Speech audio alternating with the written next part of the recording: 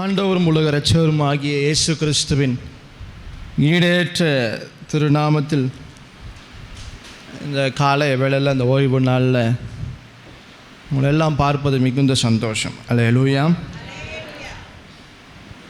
தூங்குறவங்களும் ஒரு அலையிலையா சொல்லுங்கள் பார்ப்போம். இன்னும் செய்தியே ஆரம்பிக்கலை, அதுக்குள்ளேயும் தூங்குறவங்களாம் அலையிலையா சொல்லுங்கன்னா அப்போ பாருங்கள் நம்ம எந்த அளவில் சபையில் இருக்கிறோன்னு யோசித்து பாருங்க. படங்கள் வருகிறது, ஒவ்வொரு வாரங்களும் திரைப்படங்கள், ஒவ்வொரு வாரங்களும் நிறைய திரைப்படங்கள் வருகிறது. அதில் பெரும்பாலும் கதாநாயகன் நன்மை செய்கிறவராக தான் இருப்பார். மக்களை காப்பாற்றுகிறவராக, நல்ல மனிதனாக, எந்த கெட்ட பழக்கங்கள் இல்லாத மனிதனாக அவர் இருப்பார். ஆனால் அதுதான் அவருடைய வாழ்க்கையா அப்படின்னா கிடையாது.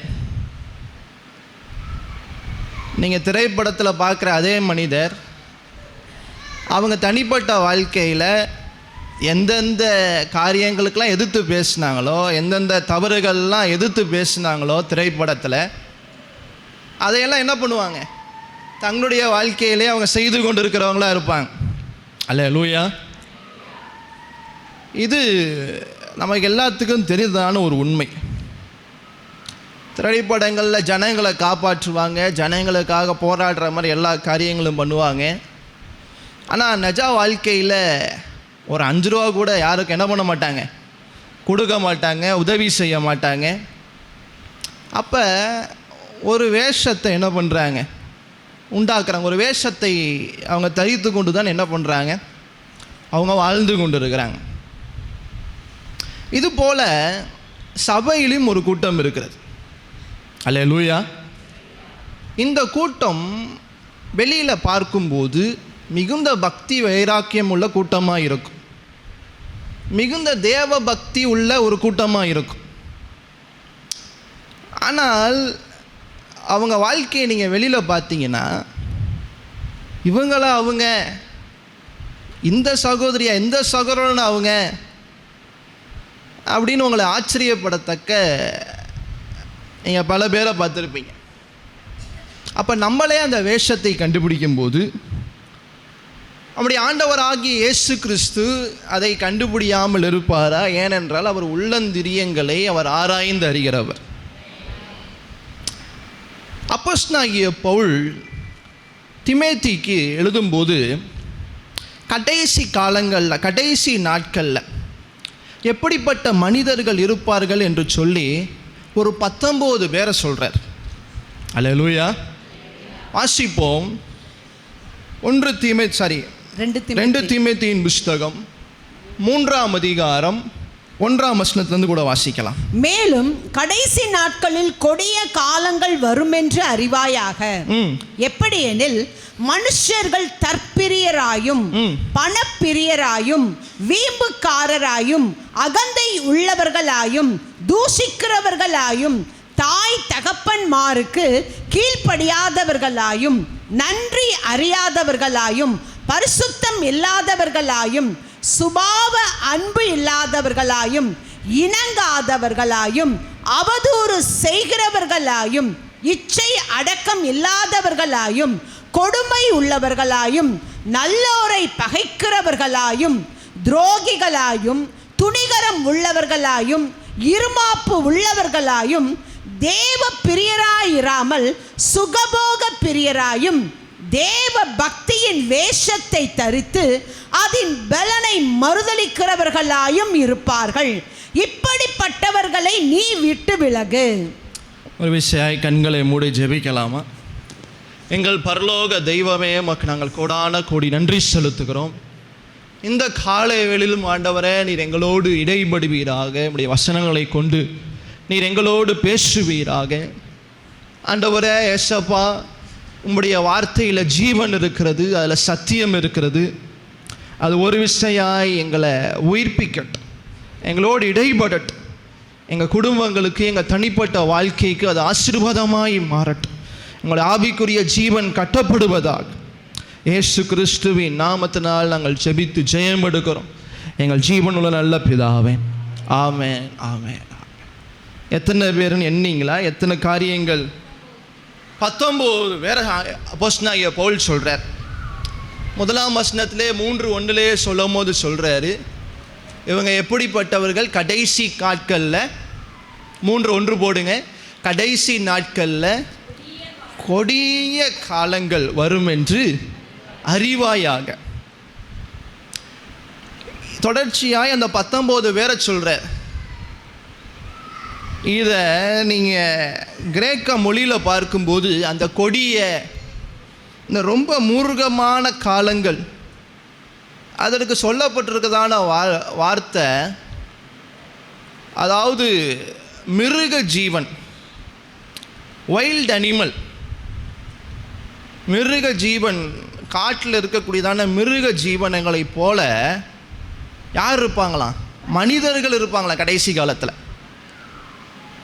இப்போ நம்ம இந்த 19 பேரையும் நம்ம பார்க்க போகிறது கிடையாது. அதில் கடைசியாக ஒருத்தரை சொல்கிறார் 5ஆம் வசனத்தில். 5ஆம் வசனத்தில் தேவ பக்தியின் வேஷத்தை தரித்து. அல்லேலூயா. இன்னைக்கு எத்தனை பேர் இந்த காலை வேளையில் தேவ பக்தியின் வேஷத்தை தரித்து கொண்டிருக்கிறோம்?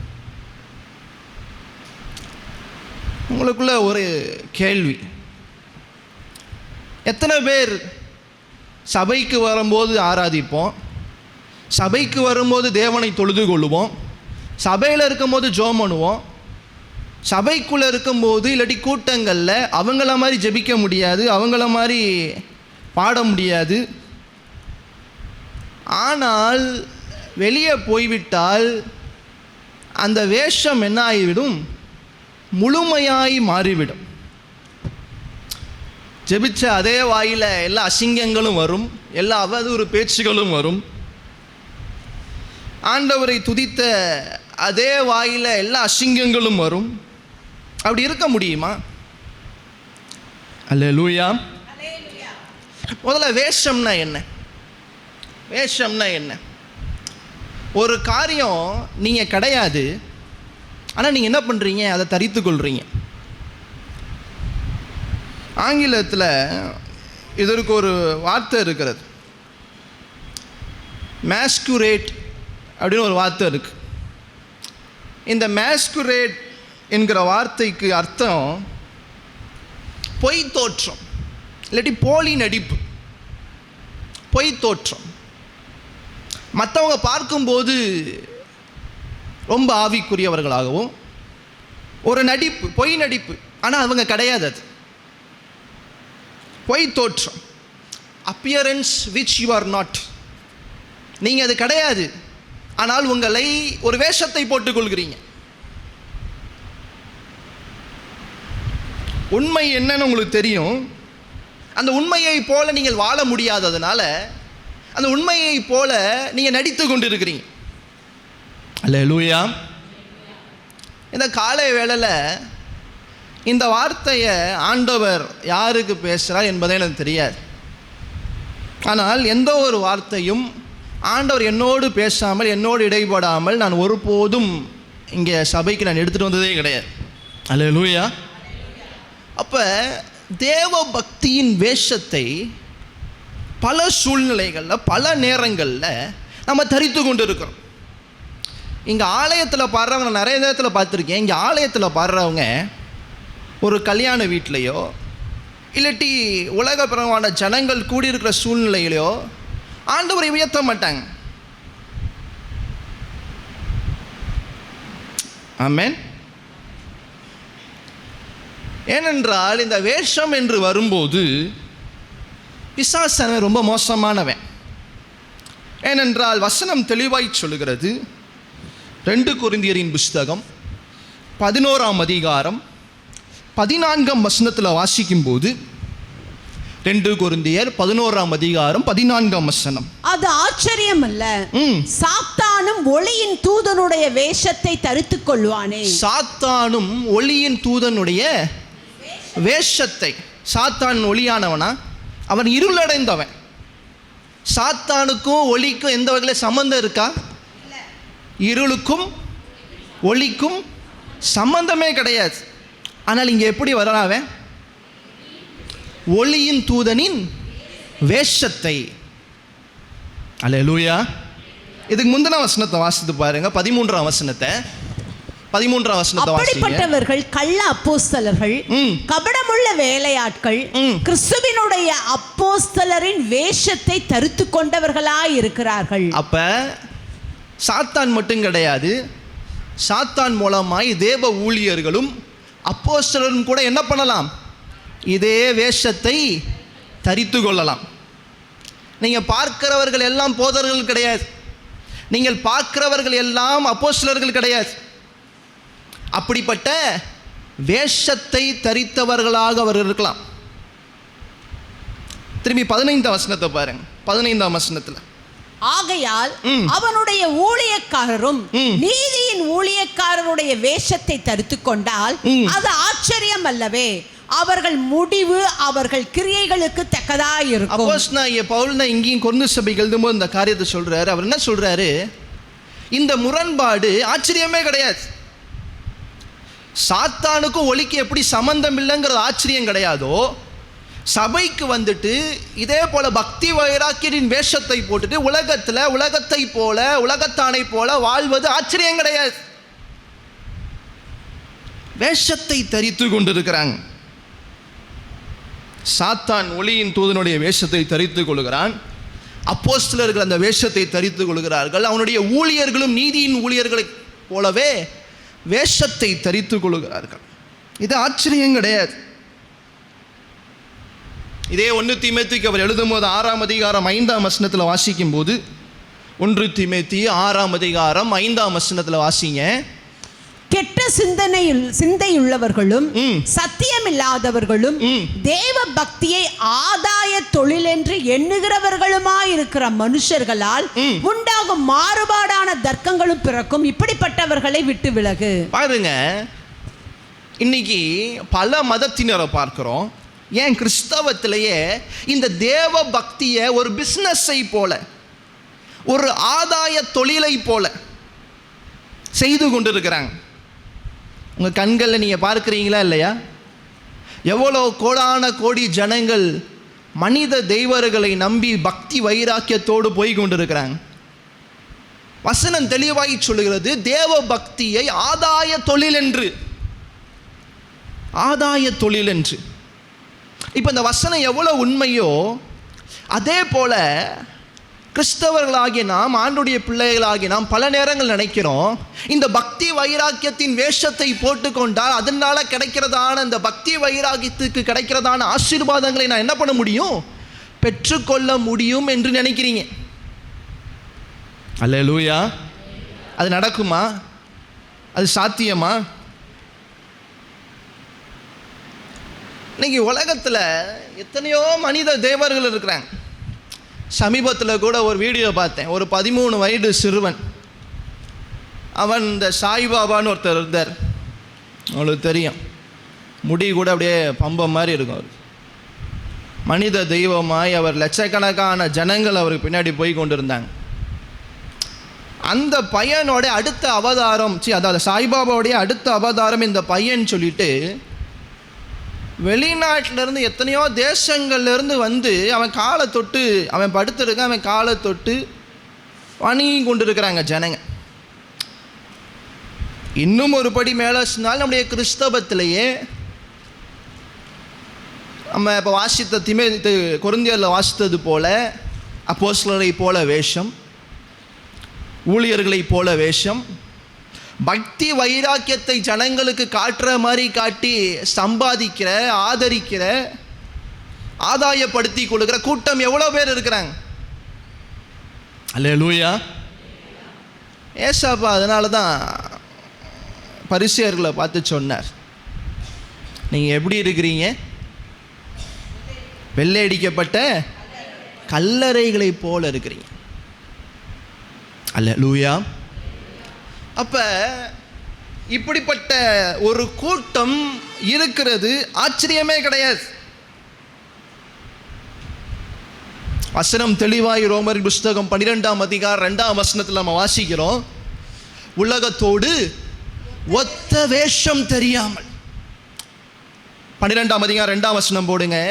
ரோமர் 12:2. பிரபஞ்சத்திற்கு ஒத்த வேஷம் தெரியாமல் தேவனுடைய நன்மையும் பிரியமும் பரிபூர்ணமுமான சித்தம் இன்னதென்று பகுத்தறியத்தக்கதாக உங்கள் மனம் புதிதாகிறதினாலே மறுரூபமாக. தெளிவாய் அப்போஸ்தலனாகிய பவுல் சொல்றாரு, உலகத்துக்கு ஒத்த வேஷம் என்ன பண்ணக்கூடாது, நீங்க தரிக்க கூடாது.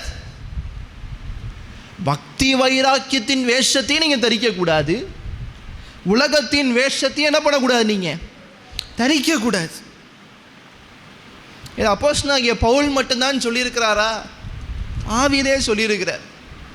தாவீது சங்கீதங்களின் புஸ்தகம் 39ஆம் அதிகாரம் 6ஆம் வசனத்தில் வாசிக்கும் போது, சங்கீதம் 39:6 வாசிக்கும் போது, வேஷமாகவே மனுஷன் திரிகிறான், வேஷமாகவே மனுஷன் திரிகிறான், விருதாவாகவே சஞ்சலப்படுகிறான், விருதாவாகவே சஞ்சலப்படுகிறான், ஆஸ்தியை சேர்க்கிறான், யார் அதை வாரிக்கொள்ளுவான் என்று அறியான். அல்லேலூயா. நான் இன்னைக்கு இதை செய்தியாக கொடுக்குறேன். நம்முடைய தேவதாசர் 30 வருஷத்துக்கு முன்னாடி அதை என்ன பண்ணிட்டாங்க, பாட்டை எழுதிட்டாங்க.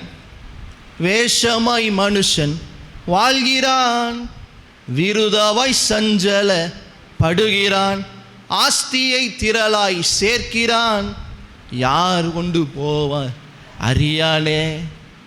உலகத்தின் வேஷம் கடந்து போகிறது, உன்னதரின் வருகை திரு நெருங்கி வருகிறது. உன்னை இயேசுவுக்காய் கொடுப்பாயா, உன்னை இயேசுவுக்காய் அர்ப்பணிப்பாயா. 1 கொரிந்தியர் 7:31 நீங்கள் வாசிக்கலாம். உலகத்தின் வேஷம் கடந்து போகிறது. அல்லேலூயா.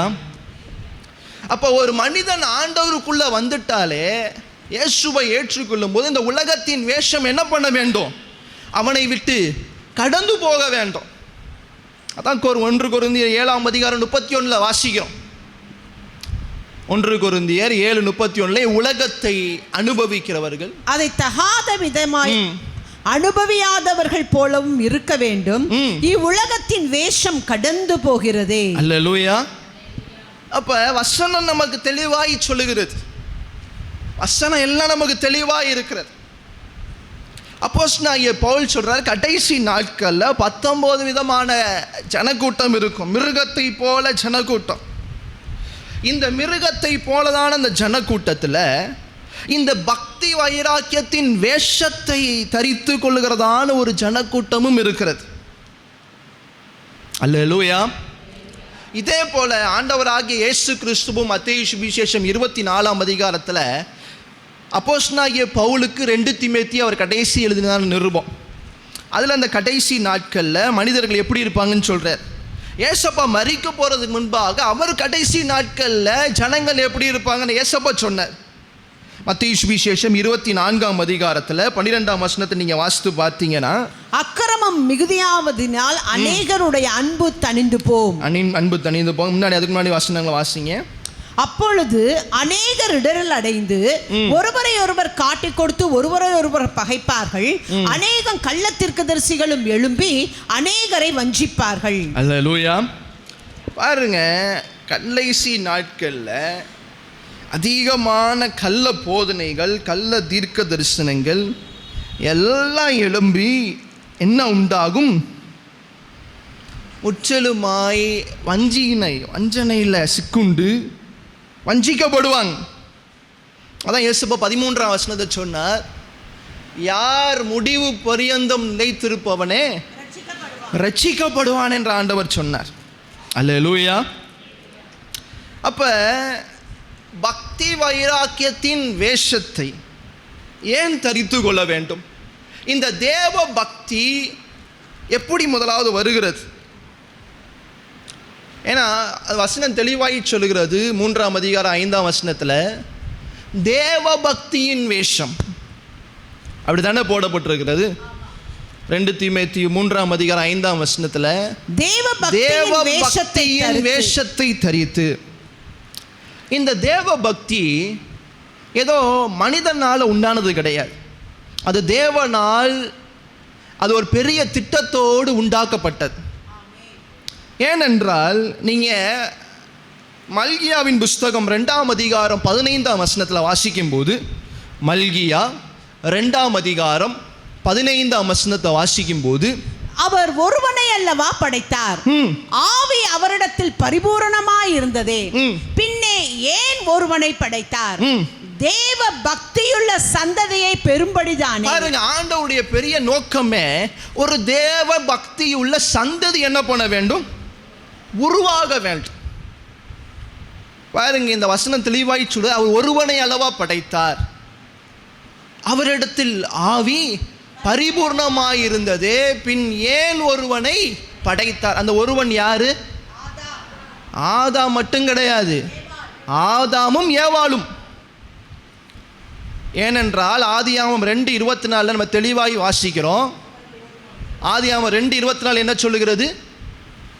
இனி அவர்கள் புருஷன் தன் தகப்பனையும் தன் தாயையும் விட்டு தன் மனைவியோட இசைந்திருப்பான், அவர்கள் ஒரே மாம்சமாக இருப்பார்கள். அப்போ ஆதாம் ஏவாள் ஒரே மாம்சமாக இருக்கிறதுனால மல்கியாவில் தேவன் சொல்லும் போது 2ஆம் அதிகாரம் 15ஆம் வசனத்தில் ஆண்டவர் சொல்றாரு, ஏன் ஒருவனை படைத்தார்னா, ஆதாம் ஏவாளை ஏன் படைத்தார், பின் ஏன் அந்த ஒருவனை படைக்க வேண்டும், ஆதாம் ஏவாளை ஏன் படைக்க வேண்டும், ஒரு பக்தி உள்ள சந்ததியை பெரும்படி தானே. அப்போ ஆண்டவருடைய பிரதான நோக்கமே ஒரு பக்தி உள்ள சந்ததியை என்ன பண்ண வேண்டும், உண்டு பண்ண வேண்டும் என்பது. அப்போ பிசாசானவன் என்ன பண்ணுறான், அந்த பக்தி உள்ள சந்ததியை எழும்போதை போல ஒரு வேஷத்தை என்ன பண்ணுறான், சபைக்குள்ளே உண்டாக்குறான். அல்லேலூயா. பாருங்க, சும்மா இங்கே வந்து இன்னும் பார்த்தீங்கன்னா எத்தனை பேர் தூங்கிட்டு இருக்கிறாங்கன்னு தெரியும். பாருங்க, பல ஆண்டுகளாய் நம்ம சபைக்கு வருகிறோம். பல ஆண்டுகளாய் நம்ம வேஷத்தை தரித்து கொண்டிருக்கிறவர்களாய் ஒரு ஆராதனையில் கூட, ஒரு முழிகிற ஜபத்தில் கூட, ஒரு உபவாச ஜபத்தில் கூட நம்மளால் விடுதலையாய் உட்கார முடியவில்லை என்றால், நான் சொல்கிறேன்னு கோச்சிக்காதீங்க, தப்பாக எடுத்துக்காதீங்க, நம்ம தேவ பக்தியின் வேஷத்தை தரித்து கொண்டு தான் இங்கே அமர்ந்திருக்கிறோம்.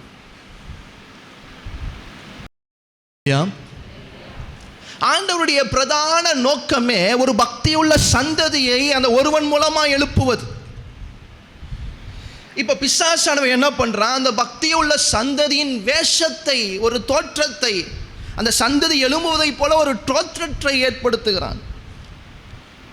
அப்போஸ்தலனாகிய பவுல் தெளிவாக தீமோத்தேயு இடத்துல சொல்கிறார், இதுதான் அப்போஸ்தலனாகிய பவுலுக்கு கடைசி நிருபம். அவர் மரிக்க போகிறார். மரிக்க போகும் தருவாயில் சொல்கிறாரு, இப்படி ஒரு கூட்டம் இருக்கிறது, அவங்களுக்கு நீ ஜாக்கிரதையார். அல்லேலூயா. 1 தீமோத்தேயு 3ஆம் அதிகாரம் 16ஆம் வசனத்தில் அவர் தெளிவாய் பேசுகிறார். வாசிங்க.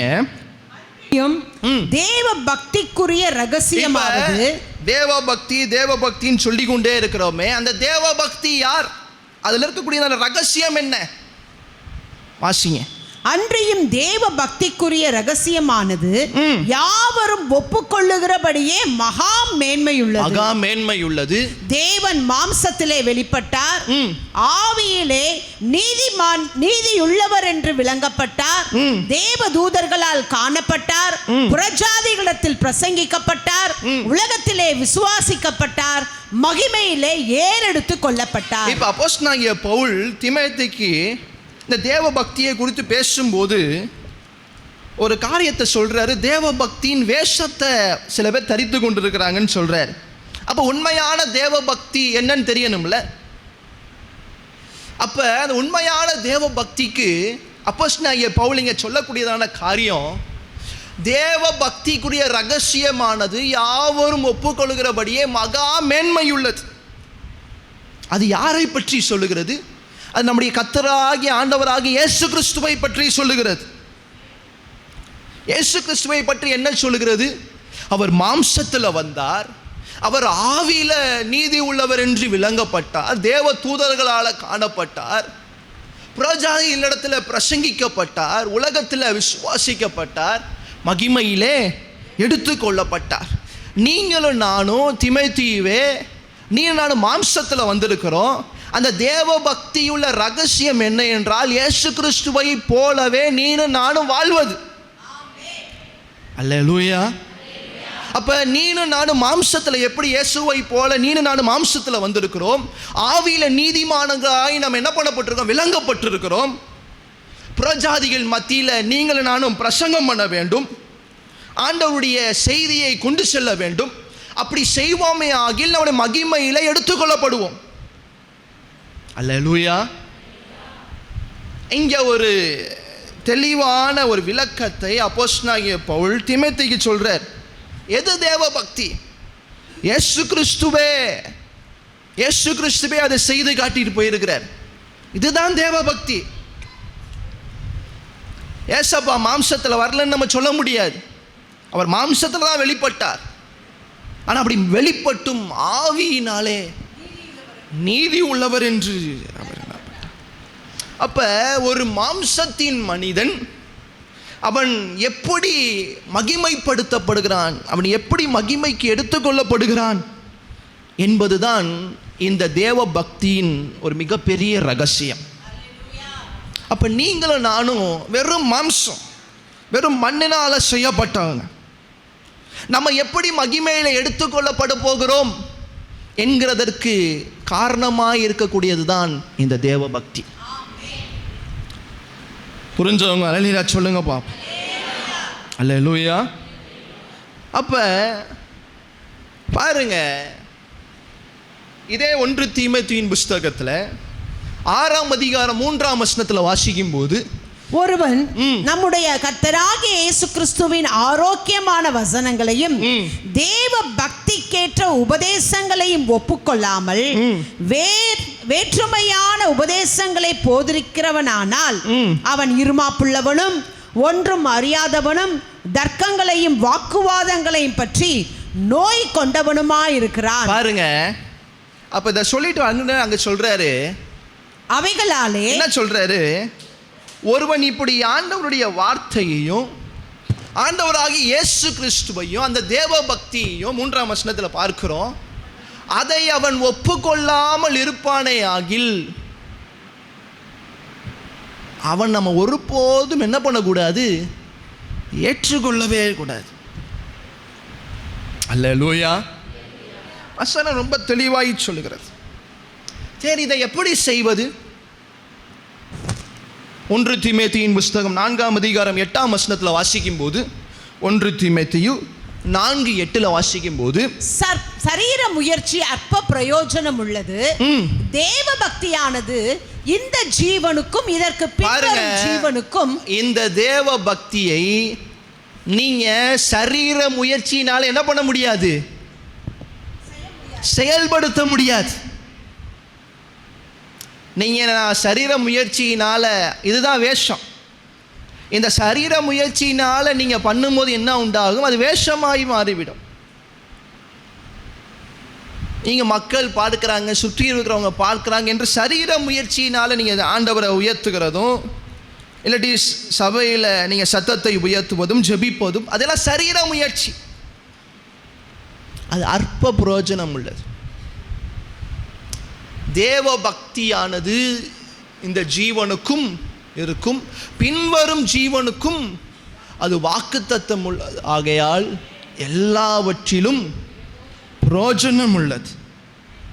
தேவ பக்தி உங்களை இந்த மாம்சத்தில் மட்டும் கிடையாது, உங்களை மகிமையை எடுத்துக்கொள்ளப்படுகிறதற்கும் அது எப்படி இருக்கிறது, பிரயோஜனம் உள்ளதாக இருக்கிறது. அதுதான் இங்கே சொல்லப்படுகிறது. இந்த ஜீவனுக்கு மாத்திரமல்ல, இந்த உலகத்தில் இருக்கிற ஜீவனுக்கு மாத்திரமல்ல, பின்வரும் ஜீவன் மகிமைப்படுத்தப்படுகிற ஜீவனுக்கும் அது எப்படி இருக்கிறது, பிரயோஜனம் உள்ளதாக இருக்கிறது. நீங்கள் சரீரத்தில் செய்கிறது, நீங்கள் சரீரத்தில் செயல்படுகிறது, அது இங்கே மட்டும்தான், இந்த உலகத்தில் மட்டும்தான், இந்த ஜீவனுக்கு மட்டும்தான்.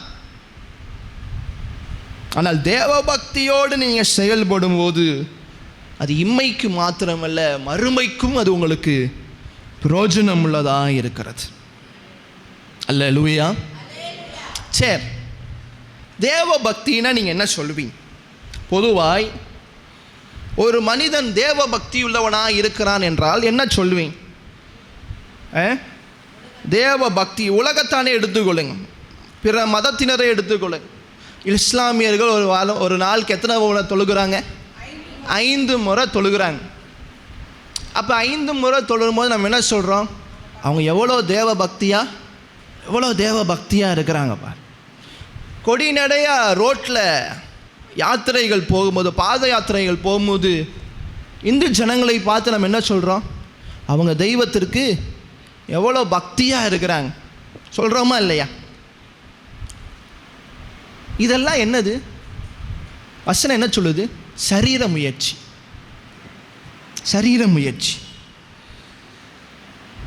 தேவ பக்தி என்று சொல்லும்போது அது பரிசுத்தத்தை குறிக்கிறது. பரிசுத்தமுள்ள ஒருத்தரை பார்க்கும்போது நம்ம என்ன சொல்கிறோம்? அவங்க தேவ பக்தியாக என்ன பண்ணுறாங்க? அவங்க தேவ பக்தியாக இருக்கிறாங்க.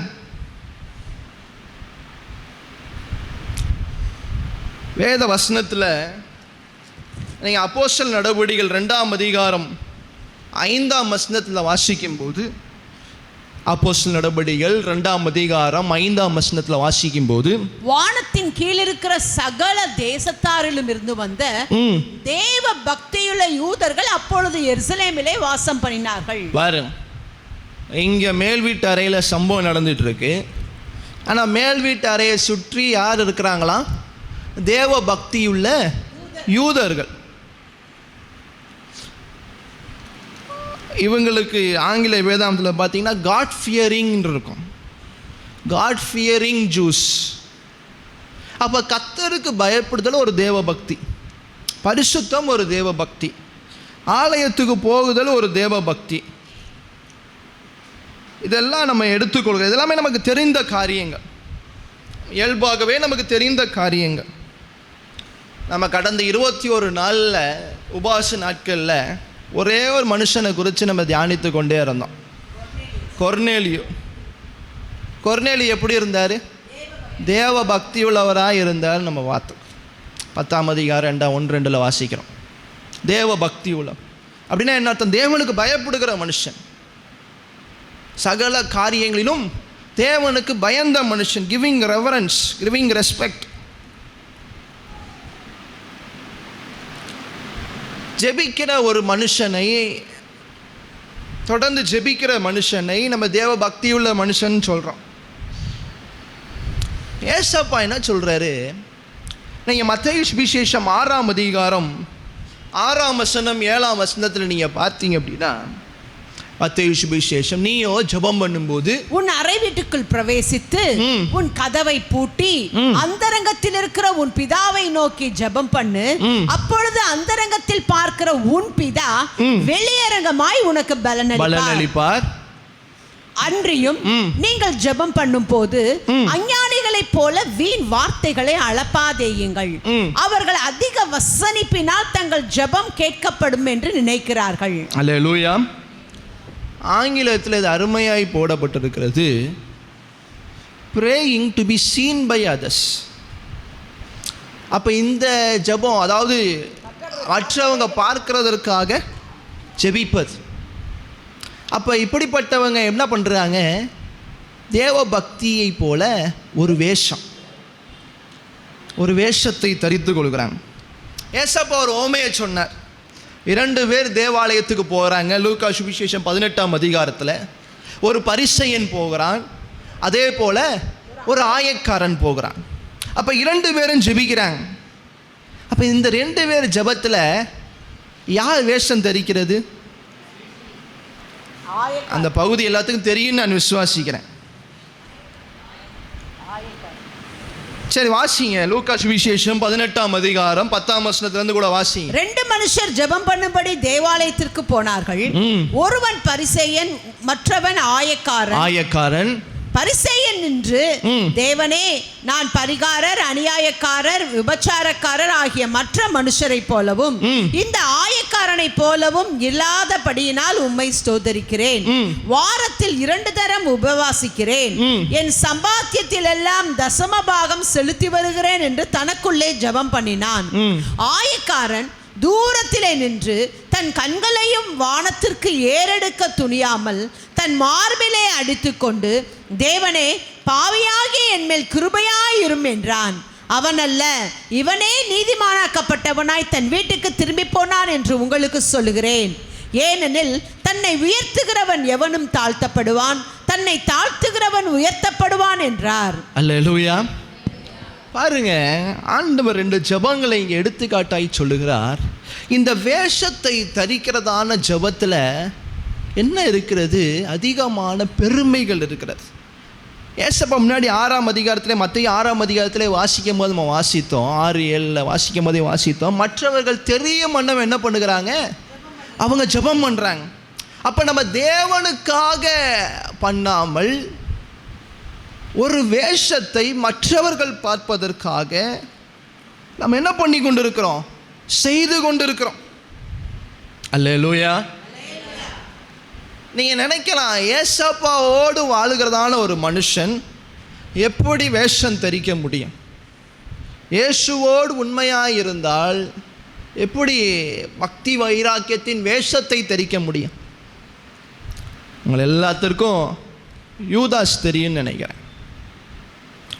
யூதாஸை காட்டிலும் தேவ பக்தியின் வேஷத்தை போட்ட மனிதன் யாரும் கிடையாது.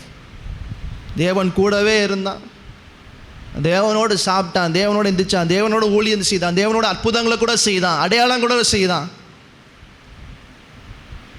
ஆனாலும் அவன் தேவ பக்தியின் வேஷத்தை தான் என்ன பண்ணி கொண்டிருந்தான்? தரித்து கொண்டிருந்தான். நீங்கள் தேவனோடு இருக்கலாம், தேவனோடு எல்லா காரியங்களும் செய்யலாம், சபைக்கு வரலாம், ஊழியம் செய்யலாம், நீங்கள் என்ன வேணால் பண்ணலாம். ஆனாலும் நீங்கள் தேவ பக்தி வைராக்கியத்தின், தேவ பக்தியின் வேஷத்தை நீங்கள் என்ன பண்ணி கொண்டு இருக்கலாம்? தரித்து கொண்டு இருக்கிறவர்களாயும் இருக்கலாம். அதான் ஆரம்பத்திலே நான் சொன்னேன், அப்போஸ்தலனாகிய பவுல், இது ஆச்சரியம் இல்லை. பிசாசும் ஒளியின் தூதனுடைய வேஷத்தை தரித்துக் கொள்வான், அப்போஸ்தலர்களும் வேஷத்தை தரித்துக் கொள்வார்கள். நீதியின் உண்மையுள்ள ஊழியர்களைப் போல வேஷத்தை தரித்துக் கொள்கிற ஊழியர்கள் எழும்புவாங்க.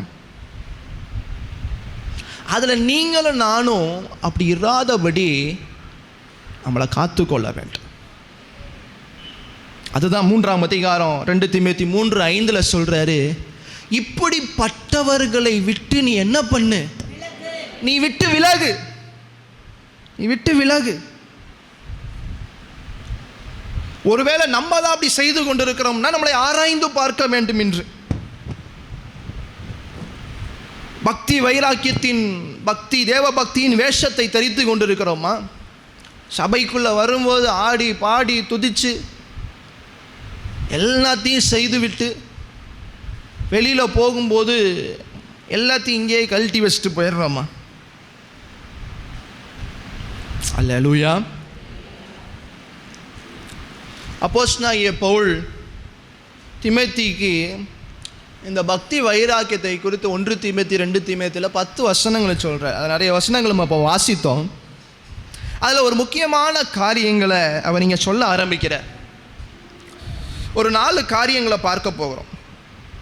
ஏன் அந்த பக்தி வைராக்கியத்தின் வேஷம் வருகிறது என்று சொல்லி 1 தீமோத்தேயுவின் புஸ்தகம் 5ஆம் அதிகாரம் 4ஆம் வசனத்தில் வாசிக்கும் போது 1 தீமோத்தேயு 5ஆம் அதிகாரம் 4ஆம் வசனத்தை கூட வாசிப்போம். விதவையானவளுக்கு பிள்ளைகளாவது பேரன் பேத்திகளாவது இருந்தால் இவர்கள் முதலாவது தங்கள் சொந்த குடும்பத்தை தேவ பக்தியாய் விசாரித்து பெற்றார் செய்த நன்மைகளுக்கு பதில் நன்மைகளை செய்ய கற்றுக்கொள்ள கடவர்கள். அது நன்மையும் தேவனுக்கு முன்பாக பிரியமுமாய் இருக்கிறது. இந்த தேவ பக்தி எங்க தெரியுமா ஆரம்பிக்கணும்? முதலாவது உங்க குடும்பத்திலிருந்து தான் ஆரம்பிக்கணும். பக்கத்தில் கை கொடுத்து சொல்லுங்க, தேவ பக்தி உங்கள் குடும்பத்திலிருந்து ஆரம்பிக்க வேண்டும். அப்போஸ்தலனாகிய பவுல் தீமோத்தேயுக்கு சொல்றாரு, விதவை ஆனவர்களுக்கு பிள்ளையாவது பேரனாவது பேத்திகளாவது இருந்தால் அவர்கள் முதலாவது தங்கள் சொந்த குடும்பத்தை தேவ பக்தியாய் விசாரித்து, ஒரு குடும்ப தலைவனுக்கு ஒரு குடும்ப தலைவிக்கு உங்கள் குடும்பம் தேவ பக்தி உள்ளதா இருக்கிறதா என்பதை நீங்கள் என்ன பண்ண வேண்டும்? விசாரிக்க வேண்டும். பிள்ளை வெளிநாட்டில் இருக்கிறான், வெளியூரில் இருக்கிறான், அவன் என்னமோ பண்ணிட்டு போகிறான், சினிமாவுக்கு போகிறான், அசிங்கங்களை பண்ணுறான், நான் கண்டுகொள்ளாமல் இருப்பேன் என்று நீங்கள் நினைப்பீர்களாகில் ஞாயிற்றுக்கிழமை சபைக்கு மட்டும் போகிறான். நான் தான் பார்க்கிறேனே, எல்லாருடைய காரியங்களும் நான் பார்க்குறேன், அப்போ ஆண்டவர் எடுத்து பார்ப்பான்னு பாருங்க.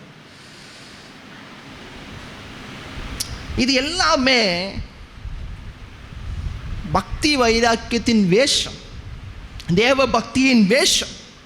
அப்போ ஒரு குடும்பத்துக்குள்ள உங்கள் பிள்ளைகள் மத்தியில், நீங்கள் தகப்பன் தாய் மத்தியில் இந்த விசாரணை, இந்த தேவ பக்தியின் விசாரணை இல்லாவிடில் நீங்கள் ஒருபோதும் இதிலிருந்து நீங்கள் தப்பிக்கவே முடியாது. இதற்கு முதலாவது என்ன செய்ய வேண்டும்? குடும்ப ஜெபம் இருக்க வேண்டும். குடும்ப ஜெபம் இருந்தால்தான் நீங்கள் குடும்பமாக இணைந்து ஜெபிப்பீர்கள். இதற்குண்டான அந்த தேவ பக்திக்குண்டான தொடக்கமே உங்கள் ஜெபத்தில், குடும்ப ஜெபத்தில் தான் இருக்கிறது. இல்லாட்டி நீங்கள் எப்படி விசாரிப்பீங்க? சும்மா பேச்சளவில் கேட்பீங்களா? எப்படி கேட்பீங்க? விசாரணை எப்படி செய்வீங்க? ஜெபத்தில் எந்த குடும்பம் ஜெபத்தில் ஒருங்கிணைப்பட்டு ஜெபத்தில் ஒன்றிணைந்து இருக்கிறதோ அதுதான் பக்தி வைராக்கியம் உள்ள குடும்பம். பல குடும்பங்களில் குடும்ப ஜெபமே கிடையாது. அப்போ எப்படி நீங்கள் தேவ பக்தி வைராக்கியத்தை, தேவனுடைய பக்தியை நீங்கள் எப்படி உங்கள் சொந்த குடும்பத்தில் நீங்கள் ஆரம்பிக்க முடியும்? அப்போஸ்தலனாகிய பவுல் தீமோத்தேயுக்கு தெளிவாக சொல்கிறாரு, முதலாவது ஃபர்ஸ்ட்லி தங்கள் சொந்த குடும்பத்தை பக்தி வைராக்கியமாய் விசாரித்து. நிறைய பேர் அவங்க சொந்த குடும்பத்தை பக்தி விசாரிக்க மாட்டாங்க, மற்றவர்களை, வெளி குடும்பத்தினரை மற்றவர்களை அதிகாரம் பண்ணி அவங்கள அதட்டுவாங்க. ஆனால் சொந்த குடும்பத்தை கண்டுகொள்ள மாட்டாங்க. ஆண்டவர் என்ன சொல்கிறாரு? அப்போஸ்தலனாகிய பவுல் என்ன சொல்கிறாரு? உன் குடும்பம், உங்கள் குடும்பம் பக்தி வைராக்கியம் உள்ளதா முதல்ல நீ என்ன பண்ணு? விசாரி. உங்கள் பிள்ளைகள், உங்கள் மனைவி, உங்கள் கணவன், உங்கள் பேரன் பேத்தி யாராக இருந்தாலும் தேவ பக்தியை என்ன பண்ணுங்க? விசாரி. பெற்றோர்கள், பிள்ளைகள் யார் தவறு செய்தாலும் அந்த தேவ பக்தி உங்கள் குடும்ப ஜெபங்களில் மூலமாய் அது அதிகமாய் என்ன பண்ணப்படும்? அது வெளிப்படும். அல்லேலூயா. அப்போ இன்றைய நாளில் இருந்து நம்முடைய குடும்பங்களில் தவறாமல், ஒரு நாள் தவறாமல் நம்ம இணைந்து ஜெபிக்கிறவர்களாய் நம்ம மாற வேண்டும். பல குடும்பங்களில் அவங்க வாழ்க்கையில் பல பிரச்சனைகளுக்கு காரணமே அவங்க குடும்பமாய் ஜெபிக்காததுனால தான். பல குடும்பங்களில் அவங்க தோல்விக்கு சொல்கிறாங்க, எங்கள் பிள்ளைகளை எங்கள் பேச்சை கேட்குறதில்ல, எங்கள் வீட்டில் அவ்வளோ கடன் பிரச்சனை, அவ்வளோ கஷ்டங்கள், அவ்வளோ துயரங்கள். எல்லாத்துக்கும் காரணம் யார்? ஆண்டவர்லாம் கிடையவே கிடையாது. ஒரு பக்கம் சொல்லுவா பிசாசு கூட கிடையாது. நம்ம குடும்பமாய் கைகோர்த்து ஜெபிக்காவிடில் நம்ம குடும்பத்தில் முதலாவது தேவ பக்தியை விசாரிக்க வேண்டும். அல்லேலூயா. இரண்டாவது காரியம், இதே 1 தீமோத்தேயுவின் புஸ்தகம் 2ஆம் அதிகாரம் 10ஆம் வசனத்தை கூட வாசிப்போம். 1 தீமோத்தேயு 2ஆம் அதிகாரம் 10ஆம் வசனம். தகுதியான வஸ்திரத்தினாலும் ஞானத்தினாலும் தெளிந்த புத்தியினாலும் தேவ பக்தியுள்ளவர்கள் என்று சொல்லிக் கொள்ளுகிற ஸ்திரீகளுக்கு ஏற்றபடியே நற்கிரியைகளினாலும் தங்களை அலங்கரிக்க வேண்டும். அல்லேலூயா. இரண்டாவது காரியம், தேவ பக்தியினால் உங்களை என்ன பண்ண வேண்டும்? அலங்கரிக்க வேண்டும். முதலாவது குடும்பத்தில் தேவ பக்தியை விசாரிக்க வேண்டும். அடுத்து இங்கே ஸ்திரீகள் மட்டும்தான் போட்டிருக்குன்னு நினைக்காதீங்க, நான் வரேன். தேவ பக்தியை என்ன பண்ண வேண்டும்? தேவ பக்தியினால் உங்களை அலங்கரிக்க வேண்டும். இது அப்போஸ்தலனாகிய பவுல் எப்படி தெரியுமா சொல்றார் தெளிவாய்? இதுக்கு முந்தின வசனங்களை வாசித்து பாருங்க. 8ஆம் வசனத்திலிருந்து கூட வாசி. அன்றியும் புருஷர்கள் கோபமும் தர்க்கமும் இல்லாமல் பரிசுத்தமான கைகளை உயர்த்தி எல்லா இடங்களிலேயும் ஜெபம் பண்ண வேண்டும் என்று விரும்புகிறேன். சரி, நான் என்ன சொன்னேன்? பெண்கள் மட்டும் கிடையாது. இங்கே 8ஆம் வசனத்திலே பார்க்கிறோம், புருஷர்கள் சகோதரர்கள் என்ன பண்ண வேண்டும்? கோபம் கொள்ளாமல் பரிசுத்தமான கைகளை உயர்த்தி எல்லா இடங்களிலும் ஜெபம் பண்ண வேண்டும் என்று விரும்புகிறேன். அப்போ ஒரு குடும்ப தலைவர் சகோதரர்கள் கோபப்படாமல் என்ன பண்ண வேண்டுமா? கைகளை உயர்த்தி ஜெபம் பண்ண வேண்டுமா? இதுதான் என்னது?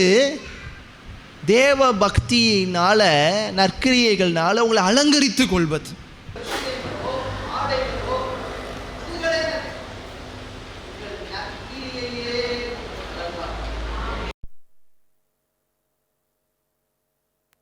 பவுல் தீமோத்தேயுக்கு இந்த விஷயங்கள்லாம் சொல்றார். எதுப்பா பக்தி?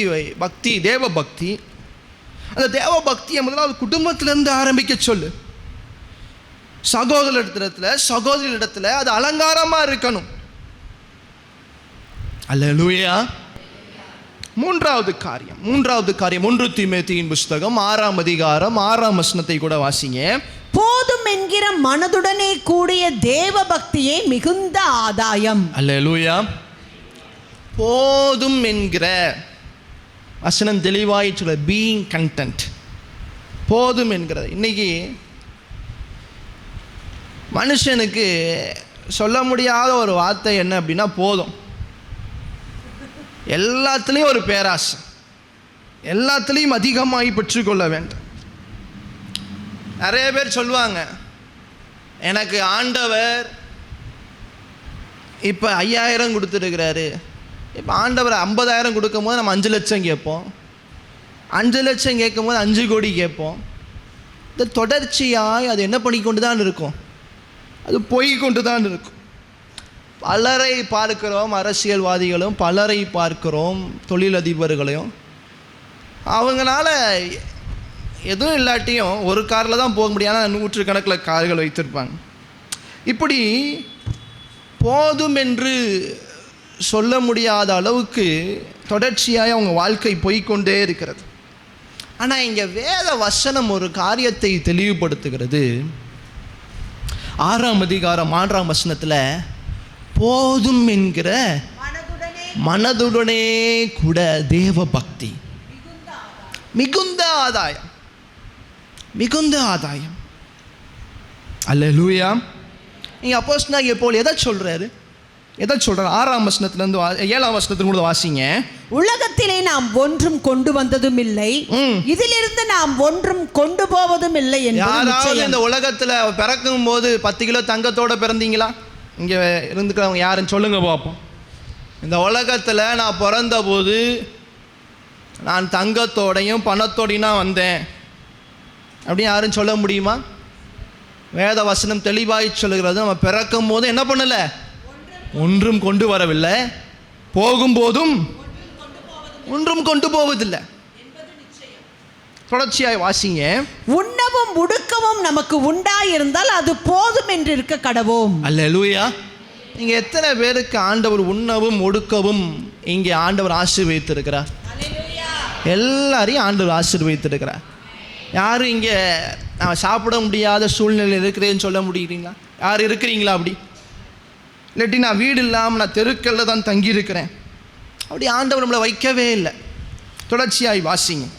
ஐஸ்வர்யவான்களாக விரும்புகிறவர்கள் சோதனையிலும் கண்ணியிலும் மனுஷரை கேட்டிலும் அழுவிலும் அழுத்துகிற மதிகேடும் சேதமுமான பலவித இச்சைகளிலும் விழுகிறார்கள். பண ஆசை எல்லா தீமைக்கும் வேறாய் இருக்கிறது. பண ஆசையே எல்லா தீமைக்கும் வேறாய் இருக்கிறது.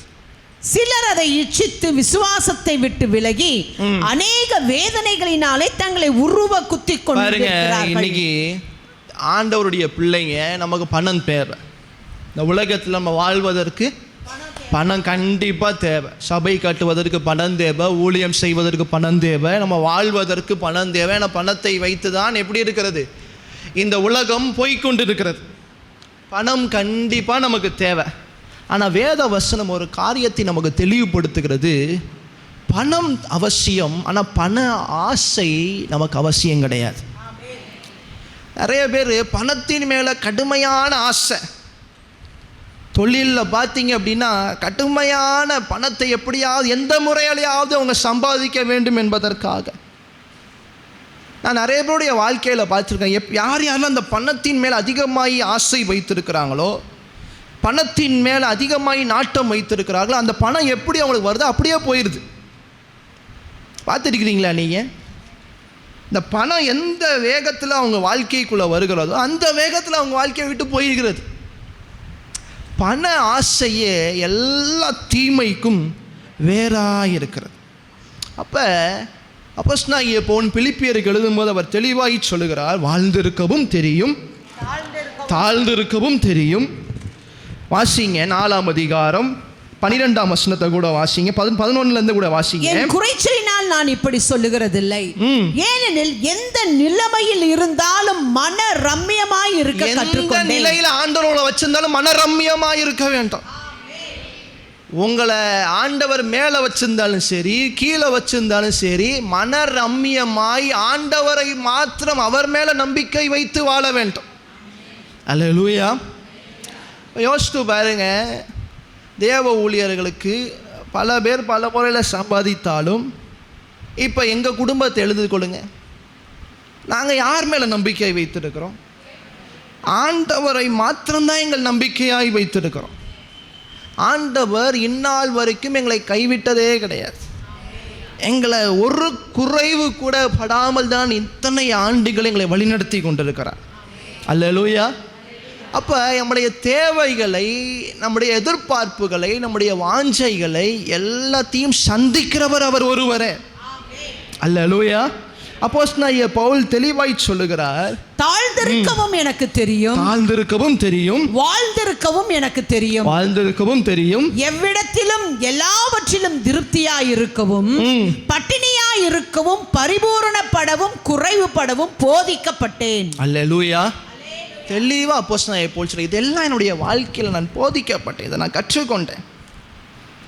அப்போ இங்கே 3வது காரியமாக தீமோத்தேயுக்கு சொல்லும் போது சொல்கிறாரு, போதும் என்கிற மனம் கூடிய தேவ பக்தியே மிகுந்த ஆதாயம்.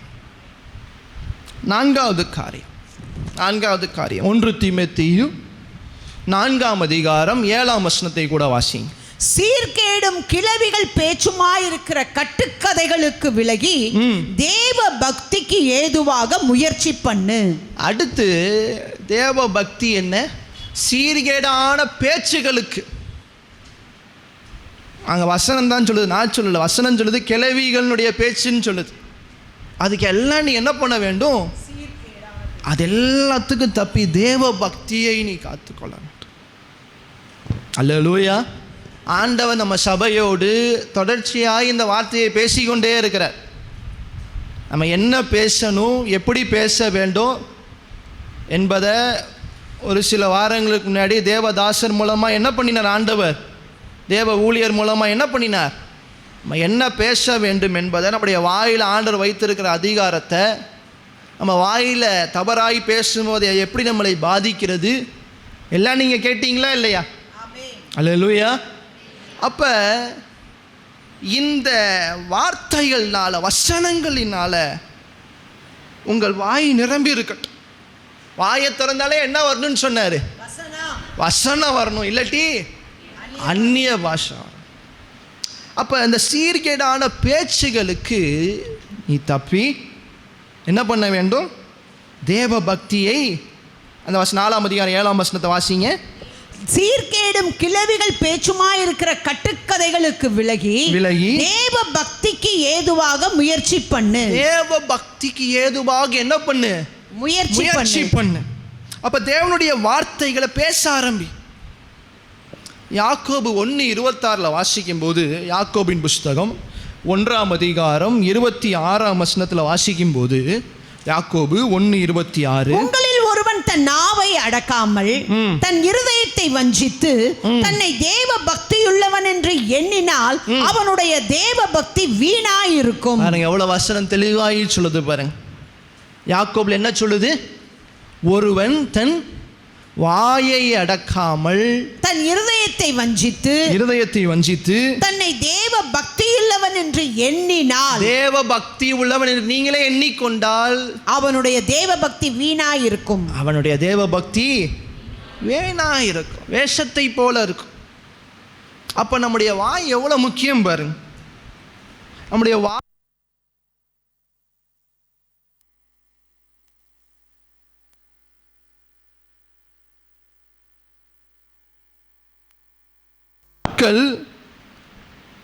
எல்லாம் எப்படி இருக்க வேண்டும்? தேவ பக்தி நிறைந்ததாக இருக்க வேண்டும். அப்ப முதலாவது காரியம் என்ன சொன்னார்? தேவ பக்தி எங்கிருந்து ஆரம்பிக்க வேண்டும்? உங்க குடும்பத்திலிருந்து. முதலாவது என்ன பண்ண வேண்டும்? உங்க குடும்பத்தில் விசாரி. ரெண்டாவது சொன்னார், திமோத்தேயுவே, ஆண்கள் எப்படி இருக்க வேண்டும், பெண்கள் எப்படி இருக்க வேண்டும், சகோதரர்கள் எப்படி இருக்க வேண்டும், சகோதரிகள் எப்படி இருக்க வேண்டும். உங்களுக்கு எது அலங்காரம்? பெண்களுக்கு நற்கிரியைகளே அலங்காரம். ஆண்களுக்கு கோபப்படாமல் கைகளை உயர்த்தி ஜெபிப்பது, அது எப்படி இருக்கிறதா? அலங்காரமாக இருக்கிறது, நற்கிரியை. இது தேவ பக்தி. மூன்றாவது காரியம் என்ன சொன்னார்? போதும் என்கிற மனதினோடே கூட தேவ பக்தியே மிகுந்த ஆதாயம். போதுன்னு சொல்ல கற்றுக்கொள்வோம். பண ஆசையே எல்லா தீமைக்கும் வேறாய் இருக்கிறது என்று வசனம் தெளிவாய் சொல்கிறது. நான்காவது காரியம் சீர்கேடான பேச்சு, அதற்கு தேவ பக்தி.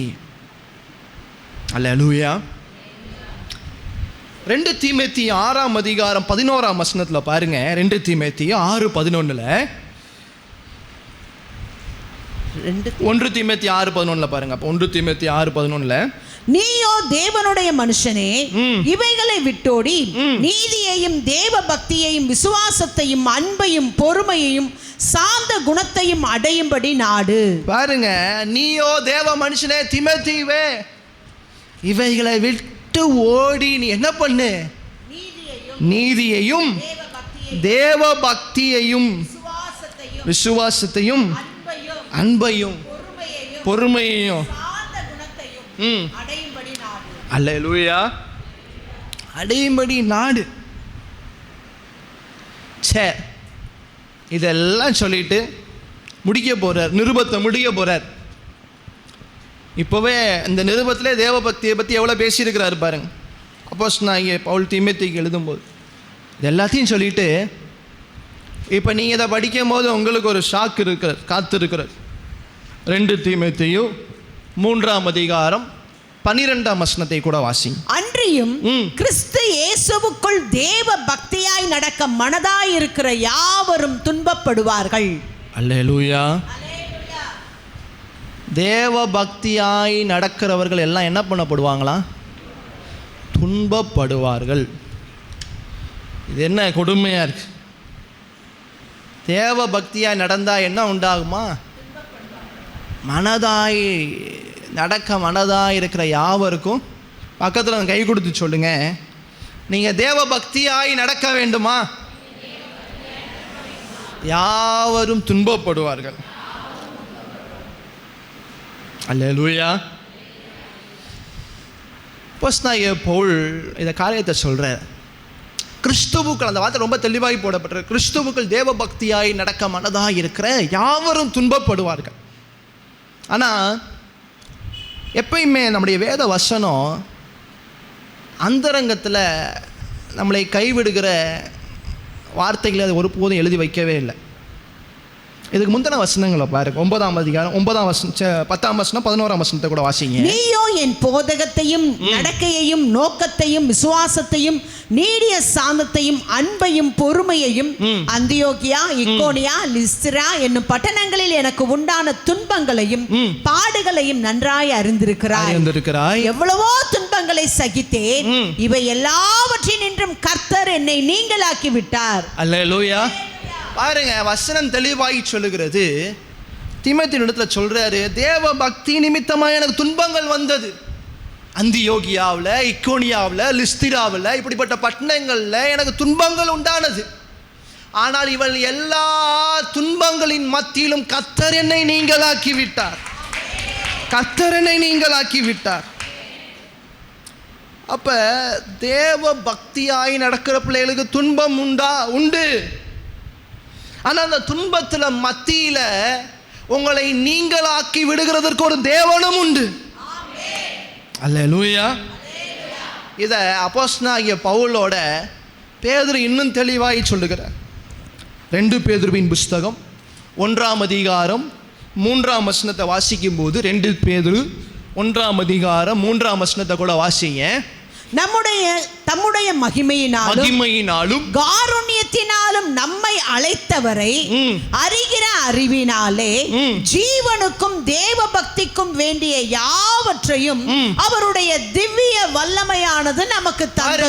வசனம் தெளிவாய் சொல்லுகிறது, ஜீவனுக்கும் தேவ பக்திக்கும் வேண்டிய யாவற்றையும் அவருடைய திவ்ய வல்லமையானது நமக்கு தந்தருளினது மன்றி. அப்ப தேவ பக்திக்கு எதெல்லாம் வேண்டுமோ, தேவ பக்திக்கு வேண்டிய யாவற்றையும் அவருடைய திவ்ய வல்லமை நமக்கு தந்தருளி இருக்கிறது. அல்லேலூயா. தேவ பக்தியாய் நம்ம நடக்க நேர்ந்தால் போதும், நம்முடைய ஆண்டவருடைய அந்த தெய்வீக வல்லமையே நமக்கு அந்த தேவ பக்திக்கு வேண்டிய எல்லாவற்றையும் நமக்கு தந்தருளுகிறது. தீத்துவின் புஸ்தகம் 1ஆம் அதிகாரம் 3ஆம் வசனத்தில் பாருங்க. தீத்து 1ஆம் அதிகாரம் 3ஆம் வசனத்தில், பொய்யுரையாத தேவன் ஆதி காலம் முதல் நித்திய ஜீவனை குறித்து வாக்குத்தத்தம் பண்ணி அதை குறித்த நம்பிக்கையை பற்றி தேவ பக்திக்கு ஏதுவான சத்தியத்தை அறிகிற அறிவும் விசுவாசமும் தேவனால் தெரிந்து கொள்ளப்பட்டவர்களுக்கு உண்டாகும்படி ஏற்ற காலங்களிலே நம்முடைய இரட்சகராகிய தேவனுடைய கட்டளையின்படி எனக்கு ஒப்புவிக்கப்பட்ட பிரசங்கத்தினாலே தமது வார்த்தையை வெளிப்படுத்தினார். தெளிவாய் சொல்கிறார். இதுலயாவது 3ஆவது வசனம், ஆங்கில வேதாந்தத்தில் 1ஆம் அதிகாரம் 1ஆம் வசனம், தீத்து 1:1 ஆரம்பிக்கும் போதே இப்படித்தான் ஆரம்பிக்கிறார். தேவ பக்திக்கு ஏதுவான சத்தியத்தை அறிகிற அறிவும் விசுவாசமும் தேவனால் தெரிந்து கொள்ளப்பட்டவர்கள் உண்டாயிருக்கிறது. அல்லேலூயா. பாருங்க, நிருபத்தை நீ ஆங்கில வேதாந்தத்தில் 1ஆம் அதிகாரம் 1ஆம் வசனத்தில் போடும்போது பாருங்க, ஒரு நிருபத்தை எடுத்து எழுதும் போதே, தீத்துக்கு எழுதும் போதே அவர் என்னதான் ஆரம்பிக்கிறாரு? தேவ பக்திக்கு உரிய தேவ பக்திக்கு ஏதுவான சத்தியத்தை அறிகிற அறிவை நமக்கு தந்திருக்கிறார். பேதுரு என்ன சொல்றாரு? தேவ பக்திக்கு ஏதுவான எல்லாவற்றையும் வேண்டிய எல்லாவற்றையும் நமக்கு அவர் என்ன பண்ணியிருக்கிறார்? தந்திருக்கிறார். இங்கே அதற்குண்டான அறிகிற அறிவை நமக்கு என்ன பண்ணியிருக்கிறார்? ஆண்டவர் நமக்கு உண்டு பண்ணி இருக்கிறார். அல்லேலூயா. அப்போ ஆண்டவரே அவருடைய உன்னதமான நோக்கம் என்ன சொன்னேன்? அவர் ஒருவனை அல்லவா படைத்தார், பின் ஏன் ஒருவனை படைத்தார்? ஒரு பக்தியுள்ள தேவ பக்தியுள்ள சந்ததி. இப்போ அந்த சந்ததியை எழுப்புவதற்காக ஆண்டவரே என்ன பண்ணுகிறார்? அதற்கு வேண்டியவைகள், அதை குறித்து அறிய வேண்டியதான அறிவு, இதை எல்லாத்தையும் ஆண்டவரே நமக்குள்ளாக வைக்கிறார். இது எவ்வளோ பெரிய ஆசீர்வாதம், இது எவ்வளோ பெரிய ஆச்சரியம். அல்லேலூயா. 2 பேதுருவின் புஸ்தகம் 2ஆம் அதிகாரம் 9ஆம் வசனத்தில் வாசிக்கும் போது, 2 பேதுரு 2ஆம் அதிகாரம் 9ஆம் வசனத்தில் தேவ பக்தி உள்ளவர்களை சோதனை நின்று ரட்சிக்கவும் அக்கிரமக்காரரை ஆக்கினைக்குள்ளாக நியாய தீர்ப்பு நாளுக்கு வைக்கவும் அறிந்திருக்கிறார். அல்லேலூயா. பாருங்க, கர்த்தர் தேவ பக்தி உள்ளவர்களை சோதனையில் நின்று அவர் என்ன பண்ணுகிறாராம்? ரட்சிக்கிறார்னா என்ன பண்ணுறார்? அவர் காப்பாற்றுகிறார். He rescues us. அல்லேலூயா. அதே சமயம் இந்த வேஷம் போடுகிற, இந்த தேவ பக்தியை போல நடித்து கொண்டிருக்கிற இவங்களுக்கு எல்லாம் ஆக்கினைக்குள்ளாக நியாய தீர்ப்பின் நாளைக்கு வைக்கவும் அறிந்திருக்கிறார். அல்லேலூயா. இதே நிருபத்தில் 3ஆம் அதிகாரம் 7ஆம் வசனத்தில் பாருங்க, இதே வார்த்தையை திரும்பி எங்க சொல்றார்.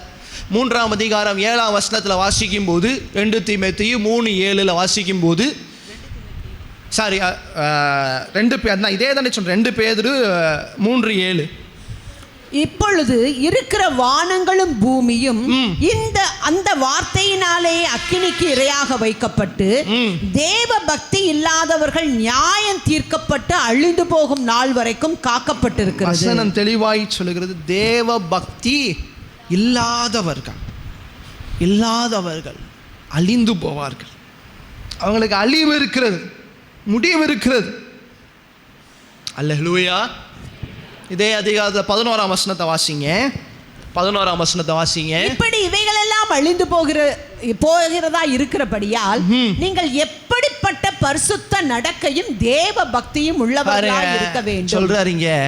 பேதுரு சொல்றாரு, இப்படி ஒரு அழிவு இருக்குன்னா, இப்படி ஒரு அழிவு நடக்க போகுதுன்னா, நீங்கள் எப்படிப்பட்ட பரிசுத்த நடக்கையை தேவ பக்தியையும் உள்ளவர்களாக இருக்க வேண்டும். அல்லேலூயா. இந்த அழிவு இருக்கிறதுனா தேவன் கண்டிப்பாக அந்த அழிவை உண்டு பண்ண போகிறார். அப்போ நம்ம எவ்வளோ நம்ம பரிசுத்த நடக்கையிலும் தேவ பக்தியிலும் நம்ம உள்ளவர்களாக இருக்க வேண்டும் என்பதை நம்ம நிதானித்து அறிய வேண்டும். கடைசி அந்த ஒரு வசனத்தை மட்டும் வாசித்து நம்ம ஜெபிக்க போகிறோம். தீத்துவின் புஸ்தகம் 2ஆம் அதிகாரத்தில் அப்போஸ்தலனாகிய பவுல் தீத்துக்கு எழுதும்போது 2ஆம் அதிகாரம் 11ஆம் வசனத்தில் நம்ம வாசிக்கிறோம், ஏனெனில் எல்லா மனுஷருக்கும் ரட்சிப்பை அளிக்கத்தக்க தேவ கிருபையானது எல்லா ரட்சிப்பு எப்படி வந்தது? அவருடைய கிருபையினால, நம்முடைய கிரியைகள்னால அல்ல, அவருடைய தேவ கிருபையினால உங்களுக்கும் எனக்கும் என்ன பண்ணப்பட்டிருக்கு? ரட்சிப்பு அளிக்கப்பட்டிருக்கிறது. அது வசனம் எபேசியர் 2ஆம் அதிகாரம் 8ஆம் வசனத்தில் வாசிக்கிறோம். அப்போ பாருங்க, எல்லா மனுஷருக்கும் ரட்சிப்பை அளிக்கத்தக்கதாக தேவ கிருபையானது பிரசன்னமாகி, அடுத்து வாசிங்க 12ஆம் வசனத்தை வாசிங்க.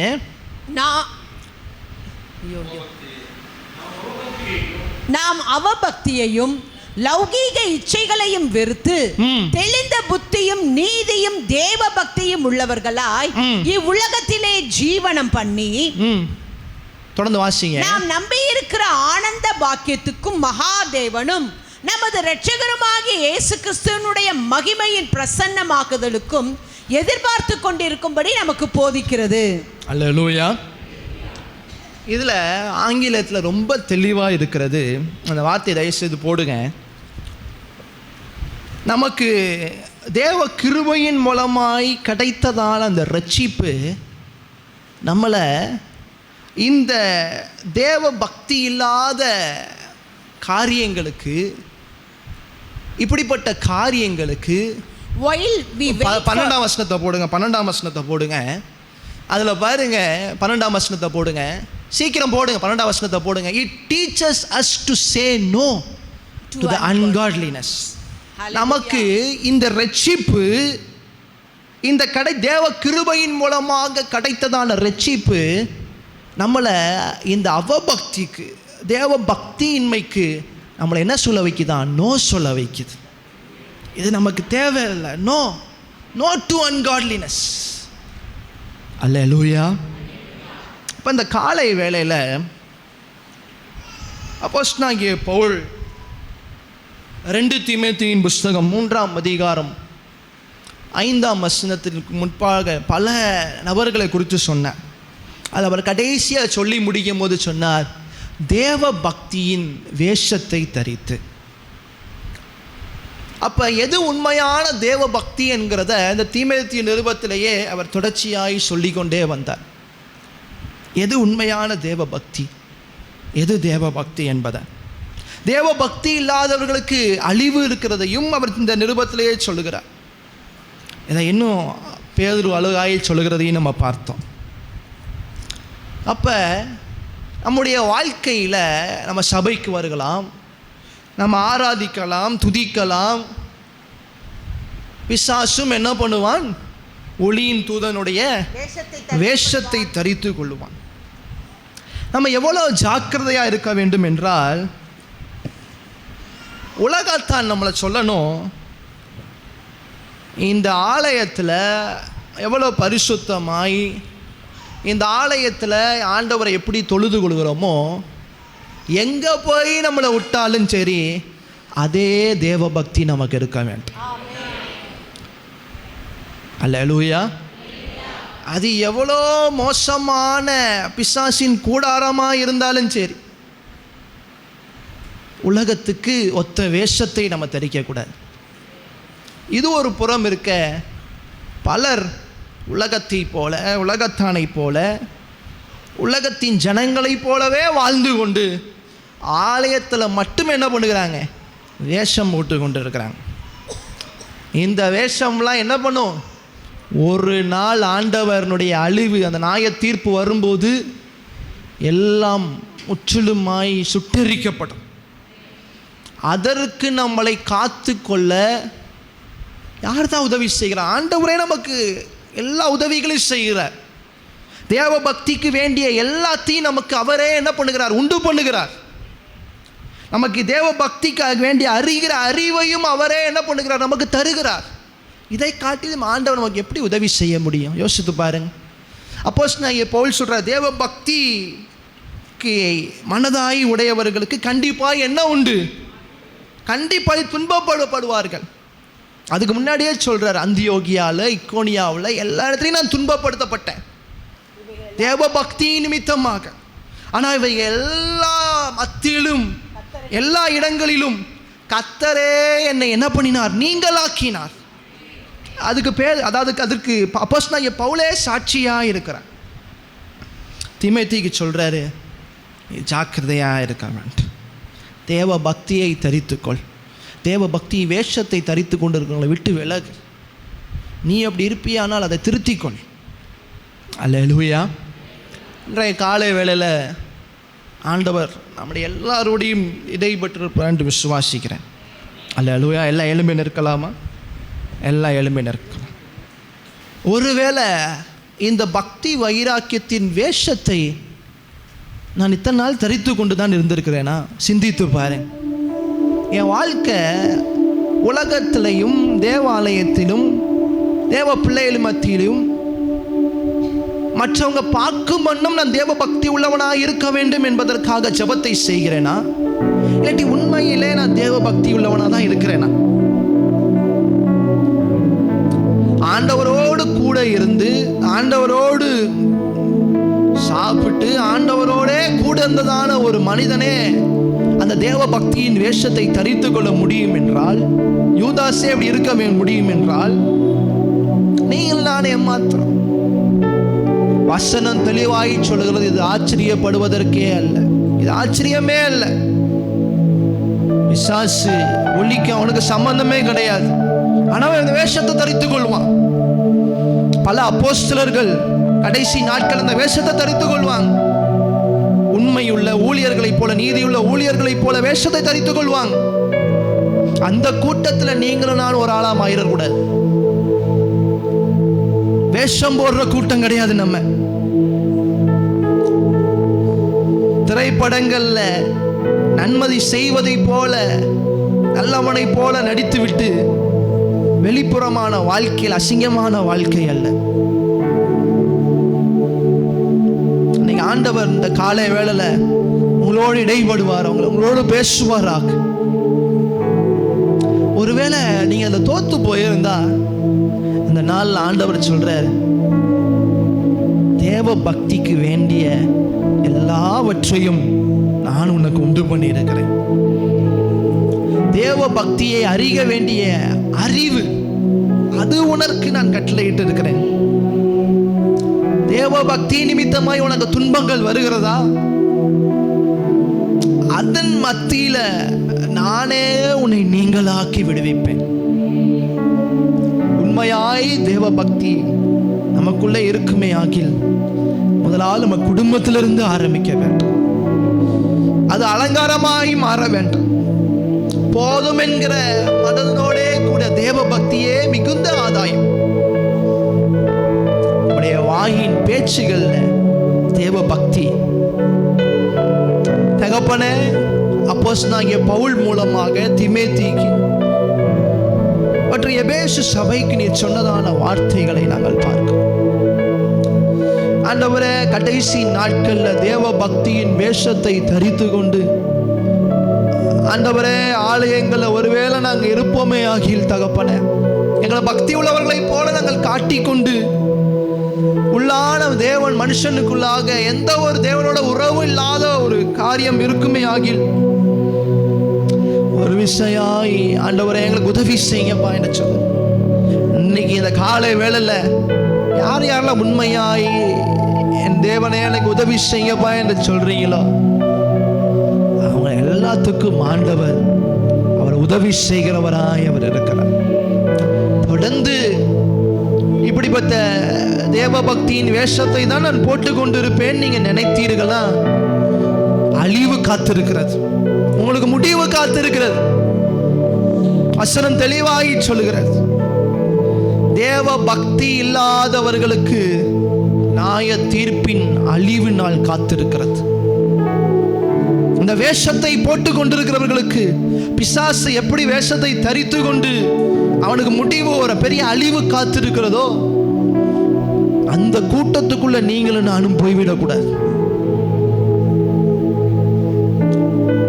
சத்தத்தை உயர்த்தி செபிக்கலாமா? ரிபாபாடா ரமணர சக்கரவடா ரிந்த ரமனோ ரந்தராசியரந்தரே கரவடோ ரந்தரோபடா லிலரந்தரோ சியரந்தரே மனரந்தரோ கரவடரா. எல்லா வேஷங்களும் கலந்து எரிவும், எல்லா வேஷங்களும் மாறுவதாக. பக்தி வைராக்கியத்தின் வேஷங்கள் ஆண்டவரே இத்தனை நாள் சபையை தங்களை தாங்களே ஏமாற்றி கொண்டிருந்ததான ஜனங்களை என் தேவன் தாமே சந்திப்பீராக, உதவி செய்வீராக. மினரந்தரா சியரந்தரே கரமனோ ரந்தரா கரபடோ தர. ஹல்லேலூயா. உன்னை இயேசுவுக்காய் கொடுப்பாயா? உன்னை இயேசுவுக்காய் அர்ப்பணிப்பாயா? உன்னை இயேசுவுக்காய் கொடுப்பாயா? உன்னை இயேசுவுக்காய் அர்ப்பணிப்பாயா? வேஷமாய் மனுஷன் வாழ்கிறான், விருதாவாய் சஞ்சலப்படுகிறான். வேஷமாய் மனுஷன் வாழ்கிறான், விருதாவாய் சஞ்சலப்படுகிறான். ஆஸ்தியை திரளாய் சேர்க்கிறான், யார் கொண்டு போவார் அறியானே. ஆஸ்தியை திரளாய் சேர்க்கிறான், யார் கொண்டு போவார். உலகத்தின் வேஷம் கடந்து போகிறது, உன்னதரின் வருகை திரும்பி வருகிறது.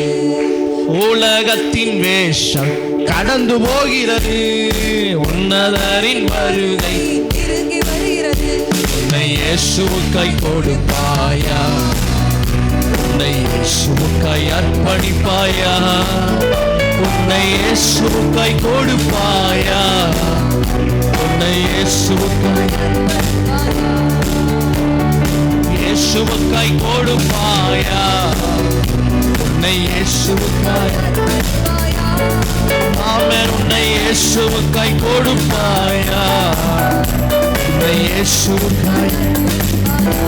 தகப்பனே, இந்த காலை வேளையிலும் ஆண்டவரே நீர் எங்களோடு பேசினதற்காக உமக்கு கோடான கோடி நன்றி செலுத்துகிறோம். ஆண்டவரே, உம்முடைய வார்த்தைகள் ஆண்டவரே எசப்பா நீர் என் உள்ளத்துல வைத்த வார்த்தைகளை நான் சொல்லியிருக்கிறேன். நீர் பேசி இருக்கிறீர். அதற்காக உமக்கு நாங்கள் கோடான கூடி நன்றி செலுத்துகிறோம். ஆண்டவரே, வாரம் வாரம் நீர் எங்களோடு இடைபடுகிறதற்காக, ஆண்டவரே, ஓய்வு நாள் உடைய வசனங்களை கொண்டு எங்களோடு நீர் பேசுகிறதற்காக, எங்களுடைய வாழ்க்கை மறுரூபத்திற்காக, ஆண்டவரே, நீர் எங்களோடு இடைபடுகிறதற்காக உமக்கு நாங்கள் கோடான கூடி நன்றி செலுத்துகிறோம். மாலை வேளை அசப்பாத காலை வேளை கூடி வந்திருக்கிறதான எல்லா குடும்பங்களும் ஆசீர்வதிக்கப்படட்டும். தேவன் தாமே நீரை ஆசீர்வதிப்பீராக, மேன்மைப்படுத்துவீராக. குடும்பங்கள் ஆண்டவரே எல்லா நோய்கள், பலவீனங்கள் மாறட்டும், சுகவீனங்கள் மாறட்டும், கடன் பிரச்சனைகள் மாறட்டும், தோல்விகள் மாறட்டும். நீரே அற்புதமாய் வழி நடத்துவீராக. தகப்பனே, எல்லாரையும் உடைய கரங்களுக்குள்ளாக, நம்முடைய ஆளுகைக்குள்ளாக நாங்கள் அர்ப்பணித்து ஜெபிக்கிறோம். எங்க சபையில ஒருத்தர் கூட தேவ பக்தியின் வேஷத்தை தரிக்க கூடாது. உண்மையுள்ள தேவ பக்தி உள்ளவர்களாய் ஆண்டவரே நாங்கள் இருக்க உதவி செய்யுங்கப்பா. யாரும் வேஷம் போடக்கூடாது. யாரும் தகப்பனை ஜெபிப்பதை போலவோ, ஆண்டவரை தேவனை சேவிப்பது போலவோ வேஷங்கள் இருக்கக்கூடாது.